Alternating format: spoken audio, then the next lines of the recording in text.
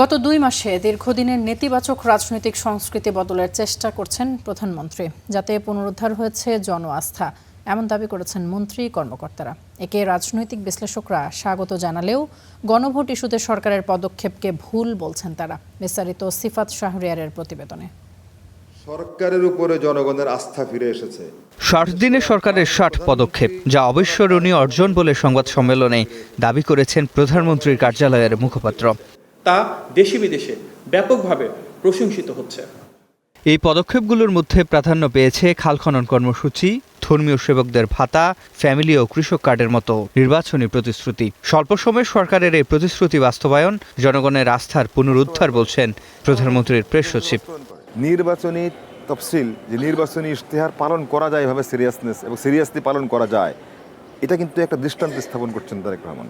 আসলে বাংলাদেশের যে সরকার ব্যবস্থা ছিল, এই সরকার ব্যবস্থার উপরেই মানুষের আস্থা ছিল না। একজন নেতা যে কথাগুলি বলেছেন, জনগণের কাছে যে ওয়াদা করেছেন, সেটা তিনি অক্ষরে অক্ষরে পালন করছেন। বরং আমার কাছে মনে হয় মানুষ এটাই নতুন দেখছে যে রাজনীতিবিদ, একটি দলের নেতা এভাবে কথা বলে সেটা পালন করছেন। সরকারের দায়িত্বপ্রাপ্তদের দাবি, দেশের দীর্ঘদিনের নেতিবাচক রাজনৈতিক সংস্কৃতি পরিবর্তন দৃশ্যমান হয়েছে এই সময়ে। প্রান্তিক মানুষের অর্থনৈতিক পরিবর্তন ও উৎপাদন বৃদ্ধিতে গুরুত্ব দিয়েছে সরকার। আমার নেতার যে মনোজগতে যে পরিবর্তন আসছে, যে আকাঙ্ক্ষা ছিল আমার, স্বাধীন বাংলাদেশের প্রধানমন্ত্রী এমন হবেন, রাষ্ট্রপতি এমন হবেন, এমপি এরকম হবেন, ধরার মধ্যে, হাতের মধ্যে, ছোঁয়ার মধ্যে।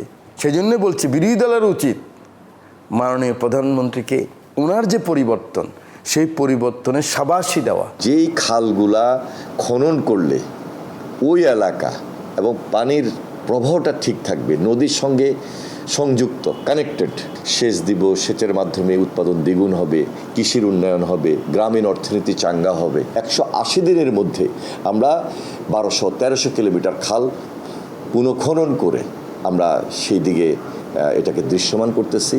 যদিও রাজনৈতিক বিশ্লেষকরা মনে করছেন সরকার সামাজিক সুরক্ষা কার্যক্রমে সফল হলেও গণভোট ইস্যুতে ভুল পদক্ষেপ নিয়েছে। রাজনৈতিক ক্ষেত্রে আমি মনে করি যে সরকারের সবচেয়ে বড় ত্রুটি বা ভুল বলবো, সেটা হলো গণভোটের রায়টাকে অমান্য করা। এই কাজটা করা তাদের ঠিক হয় নাই। সরকারকে প্রশংসায় গা না ভাসানোর অনুরোধ জানান রাষ্ট্রবিজ্ঞানের এই শিক্ষক। সরকারের উচিত হবে যে স্তুতির দিকে না তাকায়, জনতুষ্টির দিকে না তাকায়, সত্যিকারের অ্যাচিভমেন্টটা বস্তুনিষ্ঠভাবে মানুষের সামনে উপস্থাপন করা। সিফাত শাহরিয়ার, স্টার নিউজ, ঢাকা।